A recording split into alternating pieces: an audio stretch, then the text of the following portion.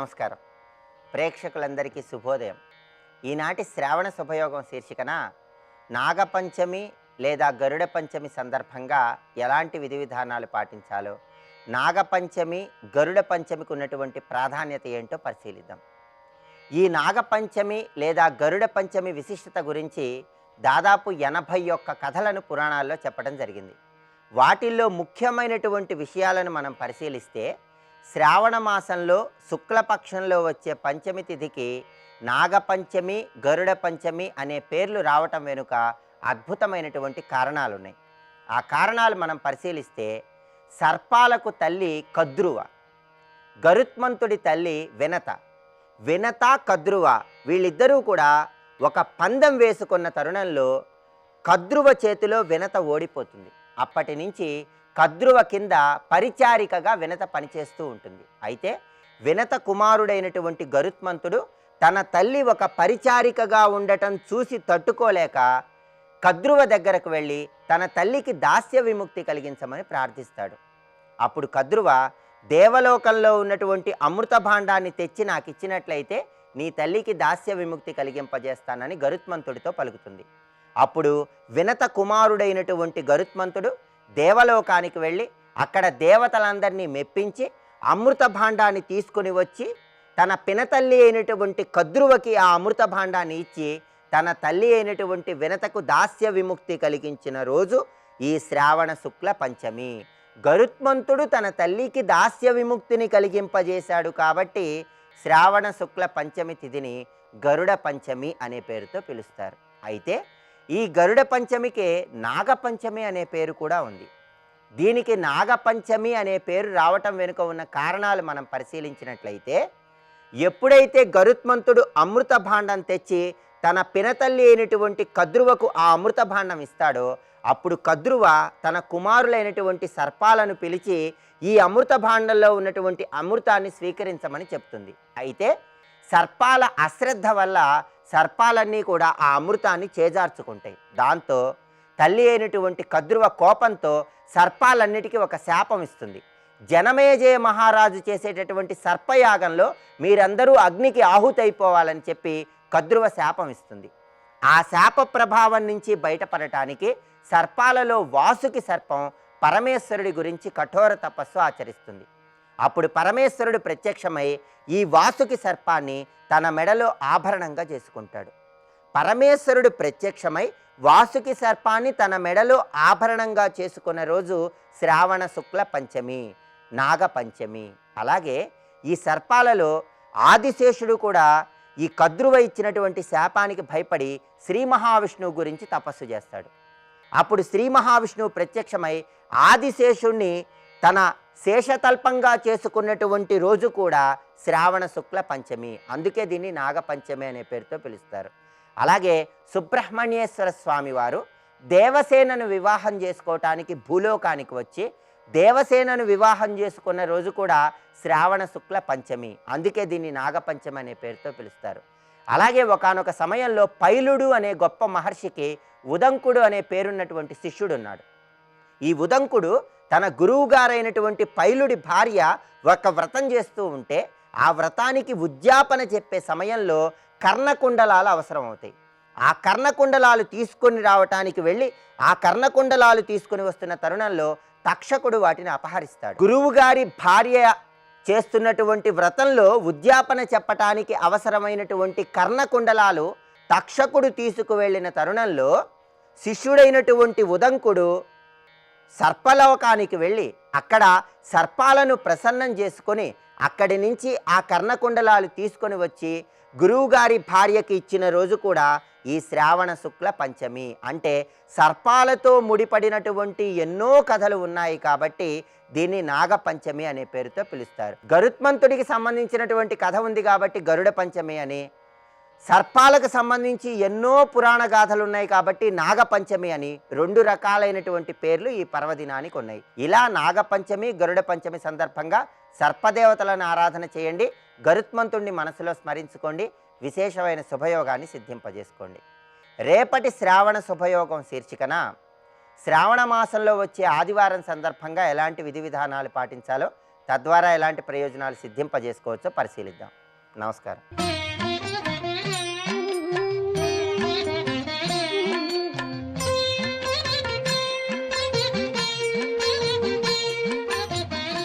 ఓం నమో నారాయణాయ. ఓం నమ శివాయ. శ్రీమాత్రే నమ. శ్రావణ మాసంలో వచ్చినటువంటి ఈ శుక్ల పంచమి నాగపంచమి, గరుడ పంచమిగా చెప్పడం జరుగుతుంది. ఈ రోజున తప్పనిసరిగా మట్టితో చేయబడినటువంటి పాము రూపును పూజించడంతో పాటుగా మంచి గంధంతో పాముల్ని చిత్రించి పూజించడం వలన సర్వ విధములైనటువంటి సర్పబాధల నుంచి బయలుపడటానికి ఆస్కారం ఎక్కువగా ఉంది. వివాహం కానిటువంటి కన్యలు కూడాను, సంతానం కలగనటువంటి వారు కూడాను ఈ యొక్క విధి విధాన రీత్యా గనక ఈ రోజున గనక పూజలు గనక చేసినట్లయితే ఆ యొక్క కోరికల్ని నెరవేర్చుకోవడానికి ఆస్కారం ఎక్కువగా ఉంది. పుట్టలో ఆవు పాలు పోసి పుట్టమన్ను తెచ్చి ఇంటి వద్ద గడపకు అటు ఇటు కూడాను అమర్చేటువంటి విధి విధానం కనిపిస్తుంది. అలాగే గరుడ పంచమి సందర్భంగా గరుత్మంతుడిని అర్చన చేయటం, గరుత్మంతుడు దేవలోకంలో నుంచి అమృత భాండాన్ని తెచ్చి తల్లి అయినటువంటి వినతకు దాస్య విముక్తిని కలిగించినటువంటి రోజు కాబట్టి గరుత్మంతుడి యొక్క మంత్రాన్ని ఎవరైతే ఈ రోజున జపిస్తారో వారికి ఆదిశేషుని పూజించినటువంటి సత్ఫలితం కూడాను కలుగుతుంది. ఈరోజు ఆదిశేషుడి ప్రతిమను బియ్యం పైన ఉంచి పడగల కింద పసుపుతో చేసినటువంటి గౌరీదేవిని ఉంచి ఫణి గౌరీదేవిగా భావించి అష్టోత్తర నామావళి జపించేటువంటి విధి విధానం కూడా ఈ యొక్క శ్రవణ మాసంలో చాలామంది చేసేటువంటి సాంప్రదాయ లక్షణమైనటువంటి విధి విధానం. సర్వే జనాః సుఖినో భవంతు.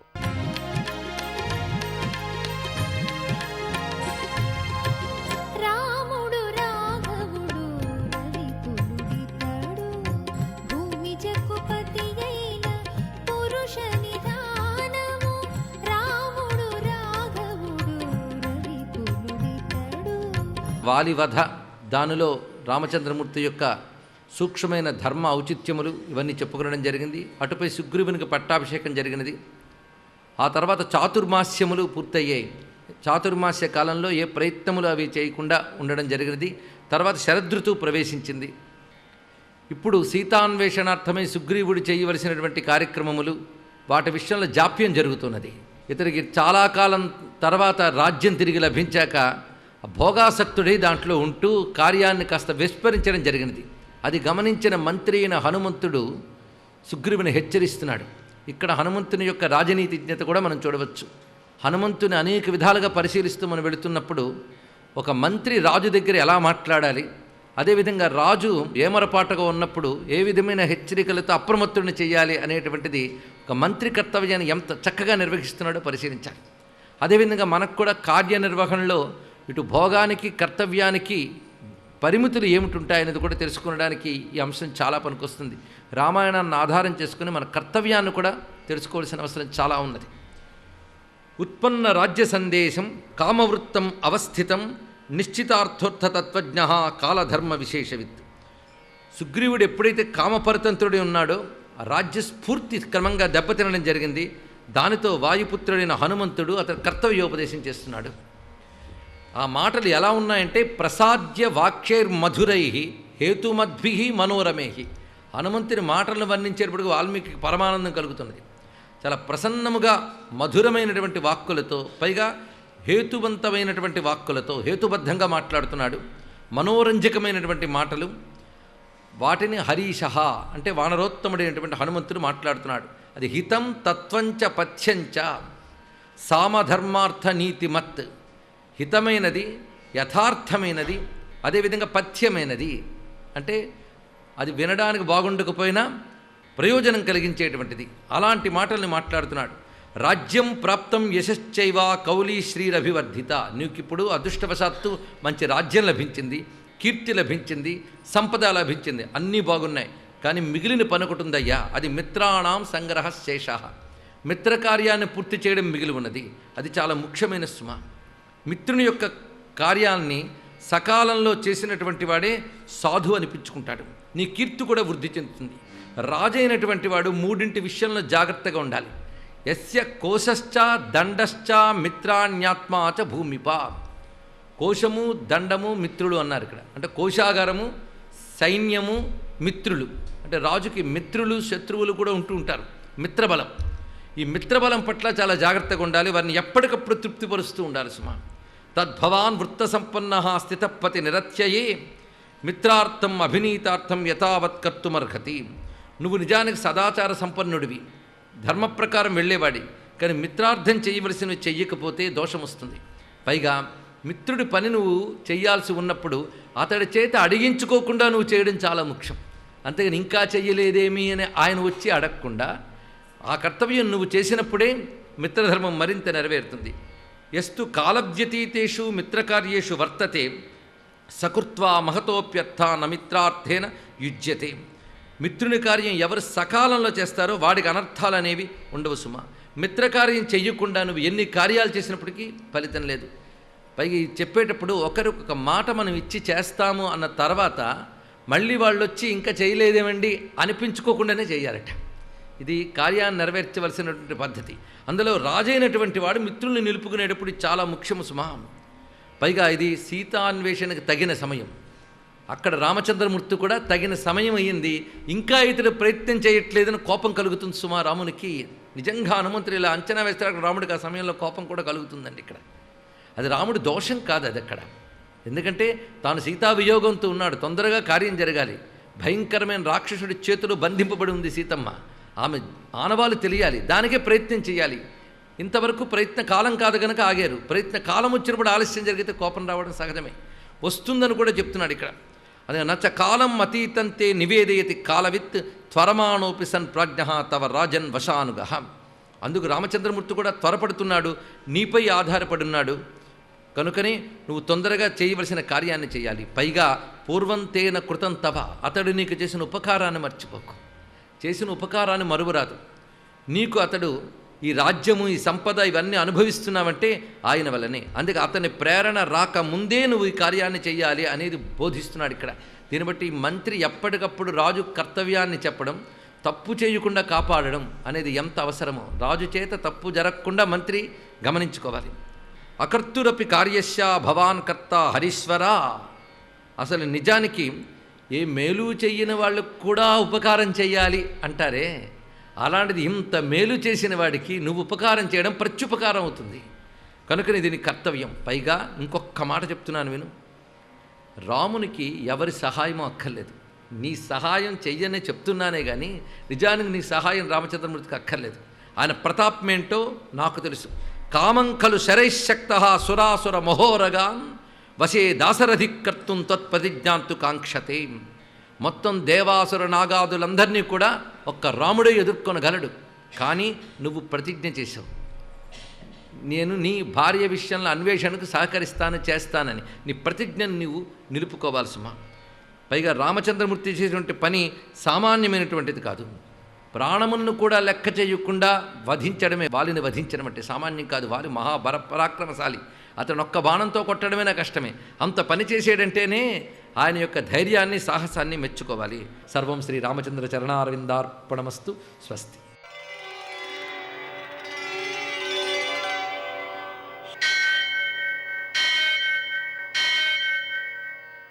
సహస్రశీరుషం దేవం విశ్వాక్షం విశ్వశంభువం విశ్వం నారాయణం దేవమక్షరం పరమం పదం విశ్వతః పరమాం నిత్యం విశ్వం నారాయణగుం హరిం విశ్వమేవేదం పురుషస్తద్విశ్వముపజీవతి పతిం విశ్వస్యాత్మేశ్వరగుం శాశ్వతగుం శివమచ్యుతం నారాయణం మహాజ్ఞేయం విశ్వాత్మానం పరాయణం.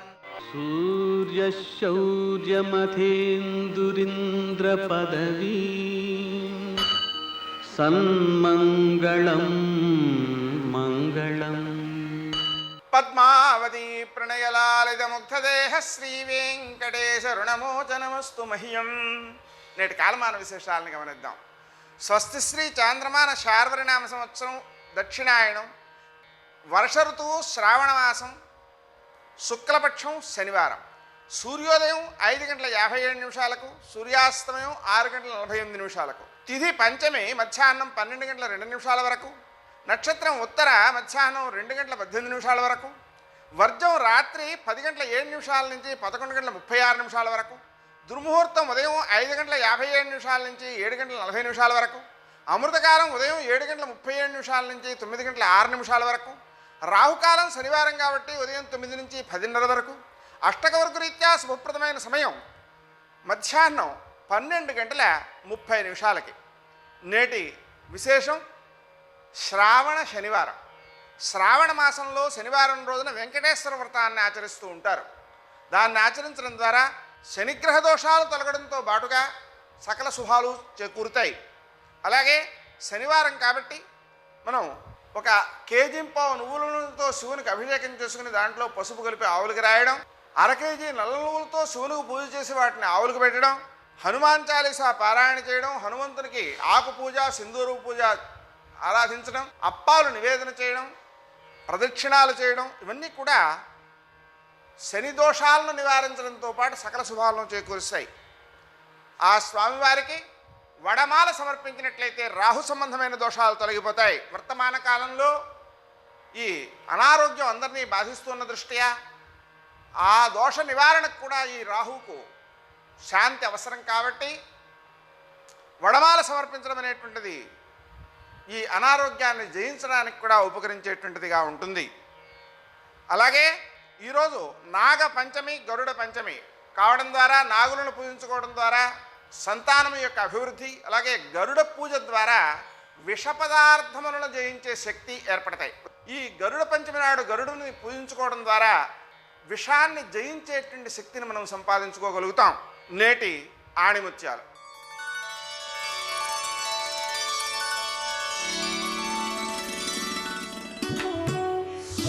ఆత్మవిశ్వాసం గల వ్యక్తి స్థిరమైన మనసుతో జీవిస్తూ ఉంటాడు. ప్రతికూల పరిస్థితులను సైతం ఎదుర్కొంటాడు.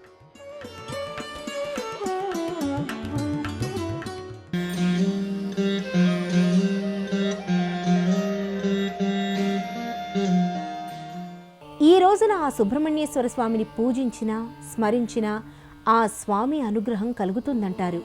దీనిని పురస్కరించుకొని ఈరోజు తమిళనాడు రాష్ట్రం తిరుచెందూరులో కొలువైన శ్రీ సుబ్రహ్మణ్యేశ్వర స్వామి వారిని మీ ముందుకు తెస్తోంది మీ ఆరాధన.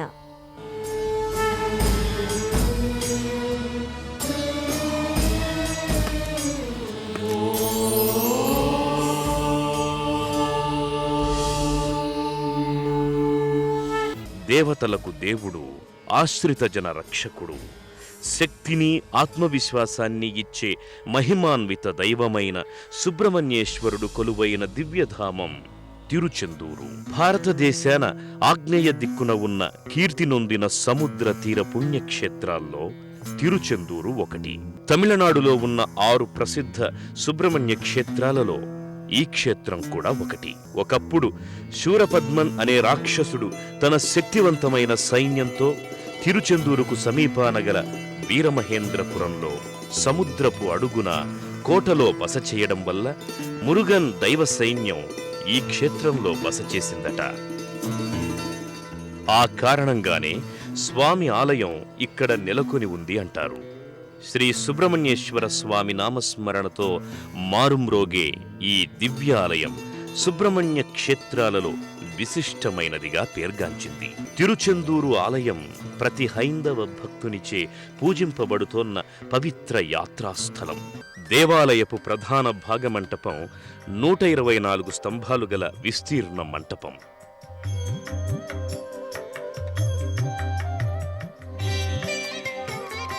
ఈ ప్రాంగణంలో మధ్య భాగంలో ఓ మంటపం దర్శనమిస్తుంది. దీనిని షణ్ముఖ మంటపమని పిలుస్తారు. ఈ మంటపానికి బయట సుబ్రహ్మణ్యేశ్వర స్వామి మూర్తి ఒకటి కానవస్తుంది. ఇంకో పక్క బాలసుబ్రహ్మణ్యేశ్వర స్వామి వారి మూర్తి దృశ్యమానమవుతుంది. షణ్ముఖ విలాస మండపం అనేక రాతి స్తంభాలతో దర్శనమిస్తుంది. ఈ రాతి స్తంభాలపై దుర్గామాత, షణ్ముఖుడు తదితర దేవతామూర్తులు శిలారూపంలో కనిపిస్తారు. ఆయా శిలామూర్తులను దర్శించుకున్న భక్తులు ఓం షణ్ముఖాయ నమః అంటూ వరుసలో ప్రధానాలయంలోకి ప్రవేశిస్తారు. ఆలయ ప్రధాన మార్గం దక్షిణాభిముఖంగా ఉంది. మొదటి ఆలయ ప్రాకారం నుంచి తెరుచుకొని ఉంటుంది. దీనినే సిపిలి మంటపం అంటారు. మొదటి ప్రాకారపు దక్షిణ తలుపునకు పడమటి భాగంలో దక్షిణామూర్తి కొలువయ్యాడు. రెండవ ప్రాకారంలో భక్తులకు వల్లీ దేవసేన,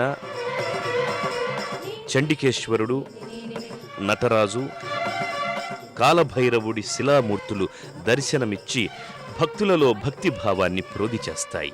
గర్భాలయానికి ముందు సుబ్రహ్మణ్యేశ్వర స్వామి వారి సేవకులు వీర్తమార్తాండు, వీరకేశవులు చెరోవైపున ఆసీనులై ఉంటారు.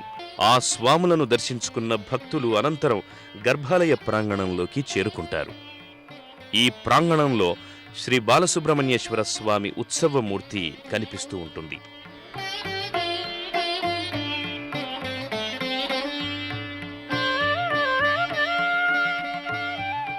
ఆ స్వామిని సేవించిన భక్తులు అనంతరం గర్భాలయంలో కొలువైన శ్రీ బాలసుబ్రహ్మణ్యేశ్వర స్వామి వారి దివ్యమంగళ రూపాన్ని దర్శించుకుని నమో షణ్ముఖాయ నమో నమః అంటూ భక్తితో కైమోడ్పులు అర్పిస్తారు.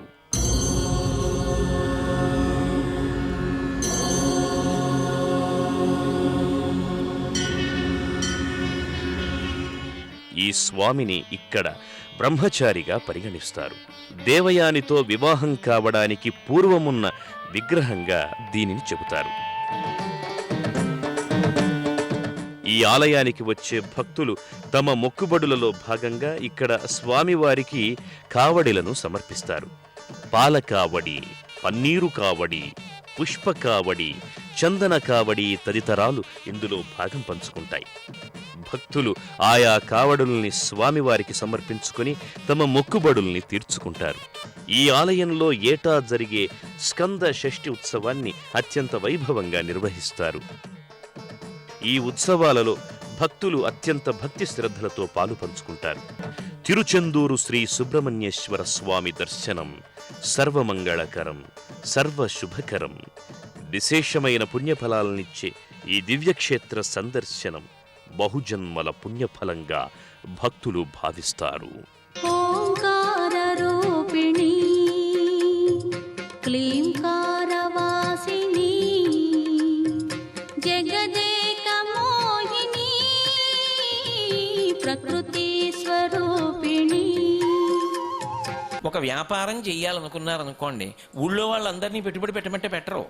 ముందు మీరు పెట్టుబడి పెట్టాలి.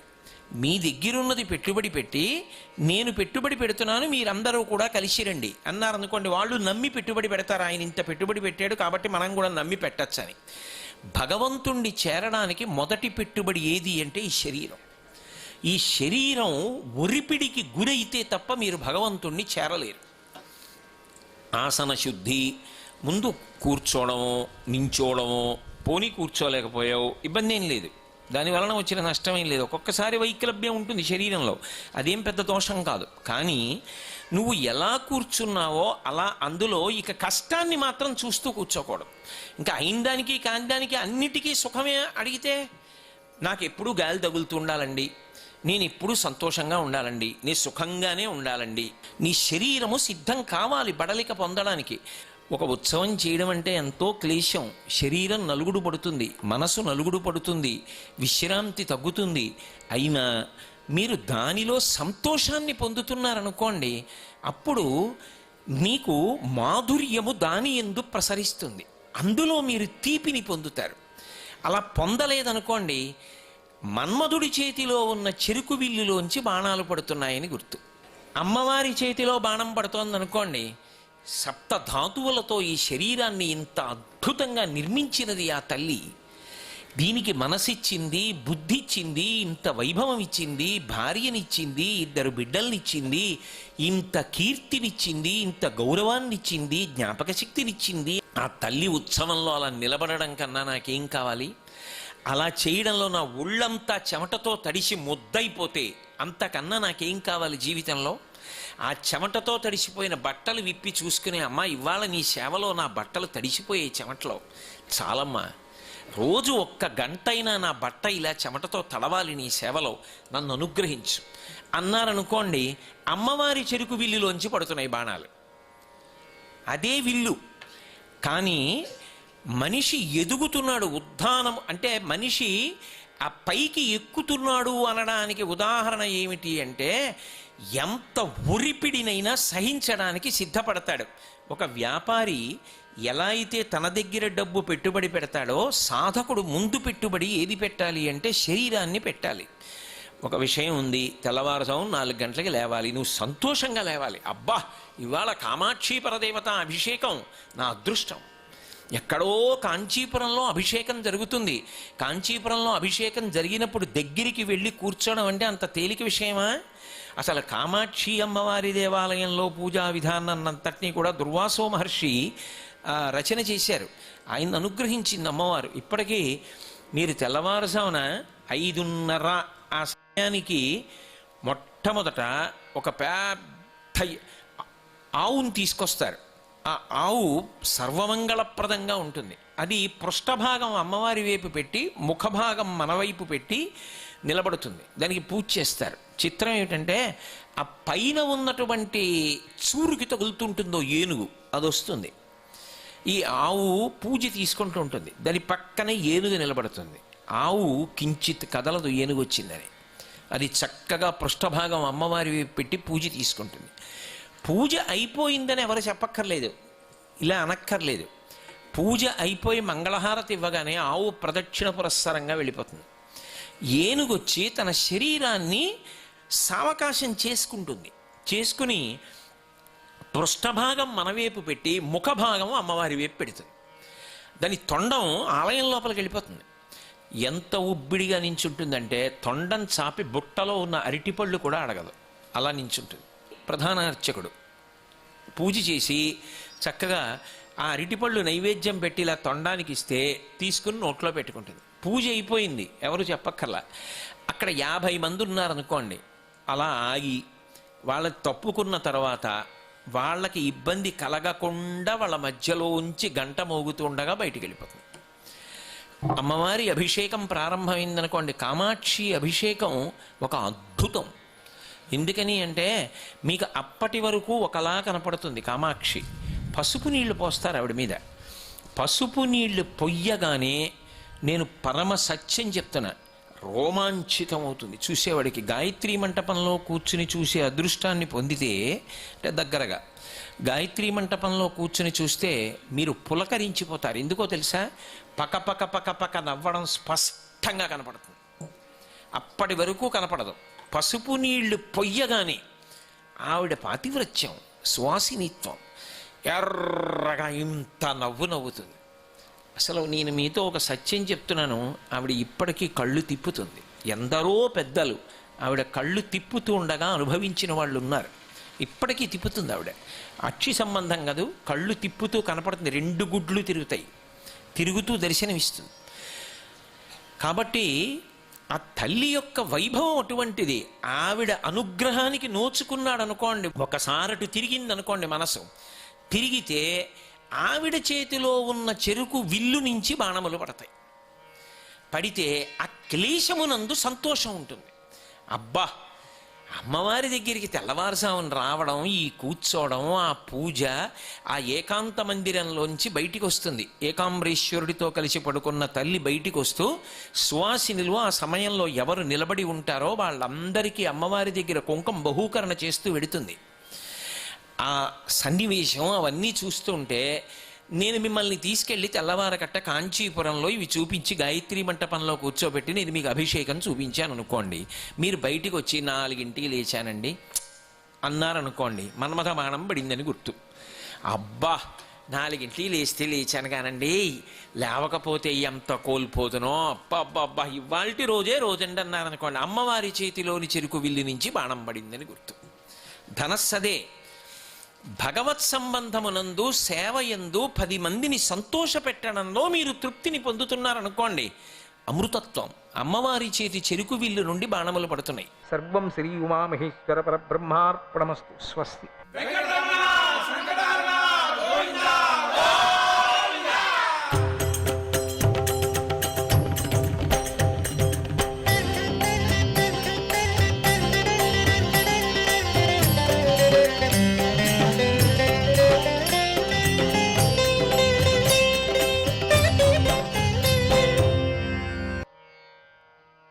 నన్ను తలవగానే నేను వాళ్ళ యొక్క కష్టాలంతా కూడా తీరుస్తాను కలియుగంలో.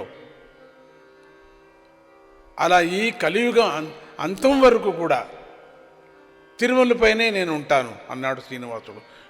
నా భక్తుల జతలో నేను ఉండాలా, నేనేమైనా లేకపోతే నా భక్తులు కలిబాధకు చాలా బాధపడి నానా అవస్థలు పడతారు. కాబట్టి నేను కలియుగంలో కలిబాధల నుంచి తప్పించడానికి నా భక్తులకి నేను దగ్గర ఉండాలంటే ఒక్కటే ఒక్క మార్గము, నేను తిరుమలలో ఉండక తప్పదు. అప్పుడు లక్ష్మీదేవి, ప్రభు మీది కరుణా హృదయము, దీన్ని ఎవరూ తెలుసుకోలేరు, మీ ప్రణాళిక బాగానే ఉంది, కానీ అప్పు ఆ విషయంలోనే నాకు సందేహంగా ఉంది ప్రభు. దయచేసి దాని అంతరార్థం కూడా చెప్పండి. ఏం అప్పిది, మీరేంటి తీర్చటం, నన్నెందుకు వద్దంటున్నాడు, నాకు అర్థం కావటం లేదు ప్రభు, చెప్పండి నాకు వివరంగా. అప్పుడు శ్రీనివాసుడు, దేవి కలియుగ మానవులకు ధనమే ప్రధానం, దానికోసం వారు ఏమైనా చేస్తారు, అట్లా చేసినటువంటి పాపం ఊరికే పోదు కదా, వాళ్ళకి రోగ రూపంతోనో కష్ట రూపంలోనో పీడిస్తుంది, ఎప్పుడో ఒకప్పుడు పాప ఫలాన్ని అనుభవించేటట్లు చేస్తుంది. ఆ సమయంలో వారు గోవిందా నన్ను రక్షించు, నన్ను కాపాడు, నన్ను కాపాడితే నీకు ఇంత కానుక నేను ఇస్తాను అని మొక్కుకుంటారు. వారు అలా ఇచ్చేటువంటి కానుకలు రూపంలో వారి పాపాన్ని స్వీకరిస్తూ, కానుకలే పాపరూపము అని స్వీకరిస్తూ, కానుకలుగానే తీసుకోను, కానుకలు వాళ్ళ యొక్క పాపము అని తీసుకుంటూ భక్తులను నా దగ్గరకు రప్పించుకుంటాను. వాళ్ళు బతికేంత వరకు మానవులుగా ఉంటారు కాబట్టి బతికేంత వరకు కూడా వాళ్ళ ఆ భక్తితో ఉండేటట్టుగా కష్టాలు ఇవ్వటము, కష్టాలు పరిహార చేయటము, కష్టాలు ఇవ్వటము, కష్టాన్ని పరిహార చేయటం, ఇట్లా నా పనిగా ఉండిపోతుంది అన్నాడు శ్రీనివాసుడు. భక్తుల కోసమై స్వామి చూపిస్తున్నటువంటి కరుణకు లక్ష్మీదేవి కళ్ళలో నీళ్లు తిరిగాయి. క్షీర చెంగుతో తుడుచుకుంటూ, నాథ వారు ఇచ్చేటువంటి పాపపు ధనం వల్ల మంచి జరుగుతుందని అంటారా అనింది. దేవి ఆ రహస్యమంతా ఇక్కడ ఉంది, రహస్యమంతా కూడా ఇక్కడుంది, నువ్వు చెప్పేటువంటి మాటల్లో ఉంది. నన్ను సంపద కోసం ప్రార్థించేటువంటి భక్తులకు ఈ పాపులు ఇచ్చినటువంటి ధనాన్ని నేను ఇస్తాను, వాళ్లకు పుణ్యాలు ఇచ్చేటువంటి ధనాన్ని నేను ఒక వంతు మాత్రమే తీసుకుంటాను, మిగిలిందంతా వడ్డీ నిమిత్తమై కుబేరుడికి ఇచ్చేస్తాను. ఈ పాపము ధనంలో కనపడేటువంటి ఒక శక్తిని, అది కనపడదు ఆ శక్తిని ఇట్లా నేను పంచుతూ ఉంటాను అని చెప్పాడు. స్వామి అన్ని ప్రశ్నలకు సమాధానం చెప్పారు, కానీ ప్రత్యేకించి దేనిని నాకే ఎందుకు చెబుతున్నారో కూడా తెలుసుకోవాలని ఉంది స్వామి. మీ సంకల్పంతోనే నేనేం చేయాలో కూడా చెప్పండి నాకు, పోని నేనేం చేయాలని మీ హృదయంలో ఉండి అంది లక్ష్మీదేవి. అప్పుడు శ్రీనివాసుడు, లక్ష్మి ఇప్పుడు సూటిగా ప్రశ్నించావు, బాగుంది, నా ఉద్దేశాన్ని కూడా చెబుతాను విను. ఎవరు నన్ను స్తోత్రం చేస్తారో, భక్తిగా తలుస్తారో, నా గురించి ప్రేమగా మాట్లాడతారో, నా కథలు చెప్పుకుంటారో, ఎవరు కీర్తన సంకీర్తనలు నన్ను గురించి పాడుకుంటారో, ఎవరు సంకీర్తనలు చేస్తున్నారో వారందరికీ నువ్వు మరో ఆలోచన లేకుండా ధనాన్ని చేయాలి, అంతే నువ్వు చేయాల్సిన పని. ఇంకొక ఆలోచన ధనం నుంచే కదా వచ్చేది, అందుకని ధనం ఇస్తుంటే యోచన రాదు నీకు. ప్రార్థన చేసుకుంటూ హాయిగా మంచి మంచి కార్యాలు చేసుకుంటూ ఉండిపోతారు. వారు సంపదలో తులతూగాలి. వారు మంచివారా చెడ్డవారా అని ఆలోచించకుండా నువ్వు కనక వర్షాన్ని కురిపించాలి అని అంటూ మా లక్ష్మీదేవి ముఖాన్ని చూశాడు శ్రీనివాసుడు. ఏమన్నా ఉన్నా ముఖంలో ఏదన్నా చేంజ్ చేస్తుందా అని చూశాడు. లక్ష్మీదేవి నోట మాట రాలేదు. తన స్వామి తనకు ధనం కావాలని కోరుకోలేదు, తన భక్తుడికి ధనం ఇవ్వమని కోరుకుంటున్నాడే, ఏంటిది? తాను అప్పు చేసినా పర్వాలేదు, వాళ్ళు దరిద్రంతో ఉండకూడదట, తాను అప్పులవాడైనా పర్వాలేదట. అందుకే లక్ష్మీదేవి ఏమీ మాట్లాడలేకపోయింది. స్వామిని అలా చూస్తూనే ఉండిపోయింది. అప్పుడు శ్రీనివాసుడు లక్ష్మి లక్ష్మి అని ఆమెను సాధారణ స్థితికి తీసుకొచ్చాడు. లక్ష్మీదేవి, స్వామి ఏంటిది? నాకేమీ అర్థం కావటం లేదు ఈ లీల. మీరైనా ఈ మాట ఆడుతున్నది. సరే, మీ మాట ప్రకారమే నేను చేస్తాను. కానీ ధనం ఉన్నదనేటువంటి మదంతో జనులు పాపకార్యాలు కూడా చేయకోకుండా మీరే రక్షించాలి. నాకు అది మాట ఇవ్వండి అంది. అప్పుడు శ్రీనివాసుడు, దేవి, నా మాట ఊరికే పోదు, అది నీకు బాగా తెలుస్తుంది. చేస్తే ఏమవుతుందో, చేయకపోతే ఏమవుతుందో, నేను ఎందుకున్నానో దానికి కారణం కూడా ఉంది. నేను ఎందుకు అన్నానో ఈ మాటలన్నీ కూడా, అది కూడా చెప్తాను విను. ఎలాంటి పాపం చేసిన వాడైనా కూడా ఈ వెంకటాద్రిపై అడుగు పెడితే చాలు, వాడి పాపాలు పటాపంచలైపోతాయి, నశిస్తాయి.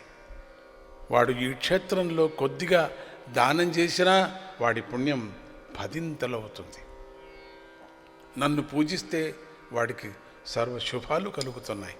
అందువల్ల నువ్వు భక్తులకు ఇచ్చేటువంటి సంపద వల్ల కీడు కలగనే కలగదు. నువ్వు ఇస్తుంటే నేను వారిని మెల్లగా నా వైపు తిప్పుకుంటూ నేనుంటాను. ఒకవేళ వారు పాపం చేసిన ఏదో ఒక సందర్భంలో కట్టాలు కలిగినప్పుడు తిరిగి నన్నే స్మరిస్తారు కదా. ఓ, నేను అక్కడ వదిలేశాను, అందుకని నాకు ఇదైంది అని. అప్పుడు నేను వారి ముక్కు పట్టుకొని నా వైపు లాక్కుంటాను. వాడిని సరిదిద్ది ముక్కు చెల్లించి నేను చెల్లించి వేసుకుంటానా, వాళ్ళ నుంచి ఆ ధనాన్ని తీసుకుంటాను, వడ్డీ వసూలు చేస్తాను. ఎందుకంటే నేను వడ్డీ కాసుల వాడిని, ఎందుకంటే నేనే వడ్డీ కడుతున్నాను కాబట్టి నా భక్తుల నుంచి కూడా నేను వడ్డీ తీసుకుంటాను. అయినా వాడు మాట తప్పి బలవంతంగా కూర్చుంటే, ముక్కు చెల్లించకపోతే ఈ పాపధనం వాణ్ణి నుంచి పోనీకోకుండా కూర్చోనీకోకుండా బాగా చేస్తుంది, నానా బాధలు పెడుతుంది, రోగాలు కష్టాలు పెంచుకుంటుంది. వాడప్పుడు మళ్ళీ మళ్ళీ గోవిందా అనో, శ్రీకృష్ణ అనో, శ్రీహరి అని నా దగ్గరికి పరిగెత్తుకొని వస్తాడు. వాడలా మారిన వెంటనే వాడిని మళ్ళీ పట్టుకొని నా వైపు మళ్ళీ తిప్పుకుంటాను. కనుక వాడు నా నుంచి ఎటువైపు నుంచి తప్పించుకోలేడు. కనుక నా మీద భక్తిగా ఉండాల్సిందే, మొక్కు చెల్లించుకోవలసిందే. మొక్కు చెల్లించిన తక్షణమే వాడి కోరికలంతా మళ్ళీ తీరుస్తాను. వాడు పరిశుద్ధుడవుతాడు, పుణ్యుడు అవుతాడు, నా దాన పాత్రలో కానుకలు వేస్తాడు. ఆ పుణ్యధనంలో ఒక వంతు నేను తీసుకొని మిగిలింది కుబేరుడికి ఇస్తాను. చూశావా లక్ష్మి, దాంట్లో ఎంత పాపధనం పడుతుందో, ఎంత పుణ్యధనం పడుతుందో అది మాత్రం నాకు తెలుస్తుంది. చూశావా లక్ష్మి, నేను చేసిన అప్పులో ఇంత రహస్యం ఉంది. ఇప్పుడు చెప్పు, ఇదంతా నా కోసం చేసుకున్నానా? చెప్పు, నువ్వు చూస్తామన్నాడు. అప్పుడు లక్ష్మీదేవి శ్రీనివాసుడికి నమస్కారం చేస్తూ, స్వామి, తమను ఎవరి కోసం ఎక్కడెక్కడికి దిగి వచ్చారో, ఎన్ని కష్టాలు పడుతూ కూడా ఇక్కడ ఎందుకుంటున్నారో, అప్పులు చేసి వడ్డీలను తీరుస్తూ ఎవరిని ఉద్ధరిస్తున్నారో నాకు బాగా ఇప్పుడు అర్థమైంది ప్రభు. మీ లీలలు అనంతాలు అని ప్రార్థించి శ్రీనివాసుడి పాదాలకు నమస్కారం చేసింది అని అంటూ ఆ శ్రీనివాసుని చూసి అమ్మవారు పాడుతూ మురిసిపోతున్నావు మురిసిపోతున్నావు ఆనంద జ్యోతివై ఓ వెంకటేశ. మురిసిపోతున్నావు మెరిసిపోతున్నావు ఆనంద జ్యోతివై ఓ వెంకటేశ. ఆనంద జ్యోతివై ఓ వెంకటేశ. ఆనంద జ్యోతివై ఓ వెంకటేశ. మురిసిపోతున్నావు మెరిసిపోతున్నావు ఆనంద జ్యోతివై ఓ వెంకటేశ. మురిసిపోతున్నావు మెరిసిపోతున్నావు ఆనంద జ్యోతివై ఓ వెంకటేశ.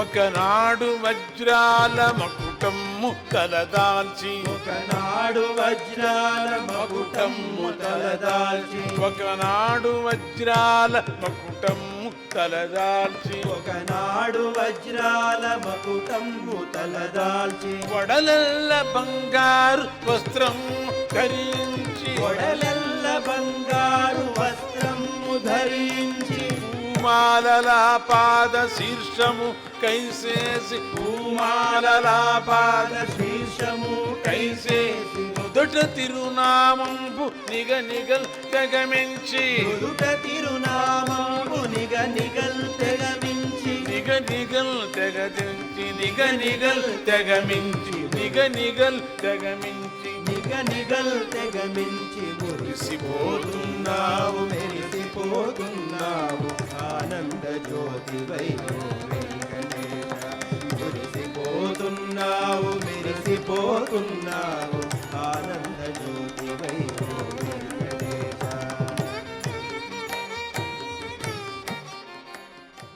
శ్రీనివాస గోవింద శ్రీ వెంకటేశ గోవింద. శ్రీనివాస గోవింద